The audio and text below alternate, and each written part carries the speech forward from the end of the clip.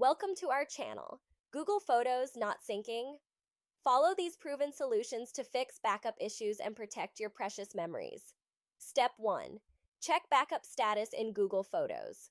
Open app and look for cloud icon with line through it on Photos. Step 2. Verify backup is enabled. Go to Photo Settings, Backup and Sync, and ensure toggle is turned on. Step 3. Check available Google storage. You need sufficient space in your Google account for photo backup. Step 4. Review backup quality settings. Choose between original quality or storage saver to manage space usage. Step 5. Ensure proper Wi-Fi settings. Check if backup is restricted to Wi-Fi only and you're on cellular data. Step 6. Grant necessary app permissions. Google Photos needs access to your photos and media files. Step 7. Clear Google Photos app cache.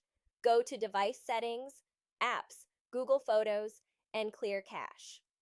Step 8. Remove and re-add Google account. Sign out from Photos app, then sign back in to refresh connection. Don't forget to like this video and subscribe to our channel.